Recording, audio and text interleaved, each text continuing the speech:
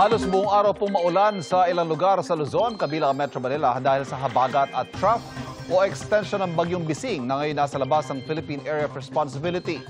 Kung muling papasok sa PAR ang bagyo at ang magiging panahon sa mga susunod na araw, ihahatid sa atin ni Amor La Rosa ng GMA Integrated News Weather Center. Amor. Salamat, Ivan. Mga kapuso, kahit wala na po sa Philippine Area of Responsibility ang Bagyong Bising na may international name na Danas, magiging maulap at maulan pa rin sa ilang bahagi ng ating bansa sa mga susunod na araw.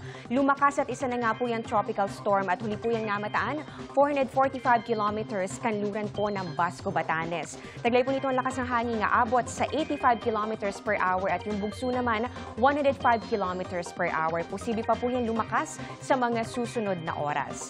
Ayon po sa Pag-asa, pa-north-northeast na po ang kilos ito sa ngayon at kung sakali man na matuloy pa yung pagbabalik at pagpasok po ulit nito dito sa Philippine Area of Responsibility, maaari pong sandali lang yan at maaaring dito lang din po sa may gilid na bahagi ng Taiwan.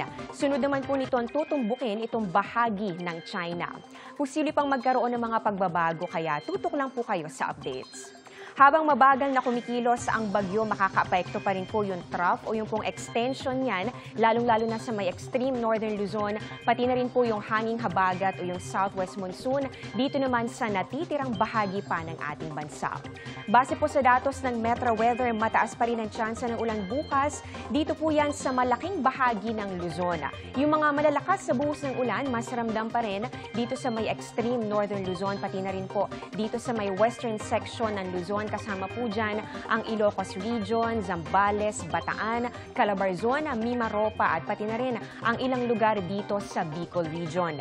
Sa Visayas naman, posible rin po ang mga pag-ulan bukas at nakikita po natin kalat-kalat po at meron pa rin mga malalakas na pag-ulan kaya doble ingat pa rin sa mga pagbaha o kaya naman ay landslide.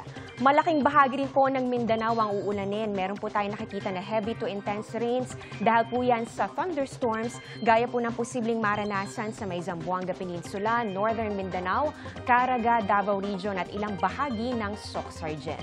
Dito naman sa Metro Manila, posibleng makulimlim pa rin po ang panahon at may tsansa pa rin ng mga pag-ulan bago po yan magtanghali bukas. Pwedeng maulit po yan sa hapon o kaya naman ay sa gabi. Kaya magdala pa rin po ng payong kung meron po kayong lakad. Sa atin namang extended forecast para po sa mga susunod na araw, maulan pa rin po sa halos buong Luzon. Inaasahan po natin yan sa Lunes kasama sa makakaranas niyan itong bahagi po ng Metro Manila at meron pa rin pong mga malalakas sa ibang bahagi ng ating bansa. Posible rin po yung mga kalat-kalat na pag-ulan dyan po sa Visayas at ganun din sa Mindanao. Halos ganito rin po ang inaasahan natin pagsapit po ng Martes. Kaya naku mga kapuso, maging handa pa rin at mag-monitor ng rainfall advisories. Yan po muna ang latest sa lagay ng ating panahon. Para sa GMA Integrated News Weather Center, maasahan anuman ang panahon.